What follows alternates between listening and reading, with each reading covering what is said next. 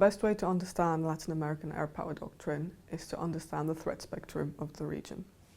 The region hasn't experienced a major conventional conflict requiring a widespread deployment of air power in the last 100 years. The key threats in the region are drug trafficking, guerrilla factions, and humanitarian disasters. The guerrilla factions do not have any wide air power capabilities. This is why the main service which has to tackle these threats is the Army, and the Air Force is acting in a supporting role, providing mainly logistics and intelligence. One of the main roles of air forces in the region is nevertheless sovereignty patrol of the skies. The main threat to sovereignty of skies in Latin America are drug trafficking aircraft, which are usually slow. This is why most of the interceptions can be undertaken using light fighters or armed trainers. For these reasons, the replacement of old fighter fleets is not considered a major priority, especially in the light of the current economic situation. The exception to this rule are the air forces of Venezuela, Colombia, and Brazil. Venezuelan armed forces have always focused on strengthening their conventional combat capabilities. This is why the Air Force operates a relatively new fleet of Su-30 aircraft. Neighboring Colombia considers this as a threat to its national security, which is why it considers upgrading its conventional fighter fleet as a high priority. Another exception is Brazil, which is currently procuring Gripen aircraft. The main reason why this program is considered a priority is because of its contribution to the development of the domestic industrial base.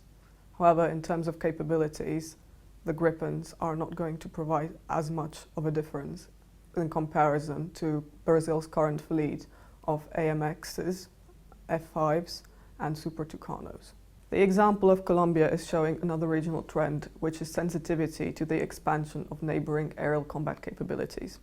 A further example of this trend is the reactions that were stirred by Argentina trying to replace its fighter fleet. Further, Chile and Peru are equally sensitive to upgrades in their aerial combat capabilities. Finally, Brazil is also putting high priority on the upgrade of its fighter fleet. The main reason for this is the development of its domestic industrial base. The main reason why the Gripen was picked was because of the offset package that Saab was offering. Medium-lift rotary-wing assets are considered as the largest market opportunity in the region. This is due to limited infrastructure and due to complicated terrain. Counter-narcotic operations and humanitarian disaster relief operations require a robust presence, which is why local air forces prefer to buy larger numbers of cheaper versions of helicopters. For example, the Peruvian armed forces have recently procured over 30 Mi-171SH helicopters. The further requirement is the ability to cope with the local difficult climate. One of the reasons why the Bolivian Air Force picked the AS-332C1E was because of its high thrust-to-weight ratio, which allowed it to operate in areas where previously helicopters weren't able to operate, as well as its ability to cope well with high temperature differences. Robust helicopter fleets are usually complemented by rather old battlefield and medium-lift fixed-wing aircraft. Upgrading these assets is another regional trend which is caused by existing budgetary pressures. For example, the Peruvian and Argentine armed forces have recently upgraded rather old C-130 Herculeses. In addition, legacy platforms are still considered sufficient in terms of capabilities.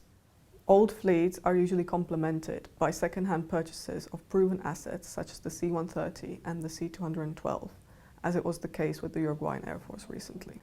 New aircraft are procured when old aircraft are considered to be beyond the state of repair, or when the Air Force lacks assets of a specific size required for a specific mission requirement.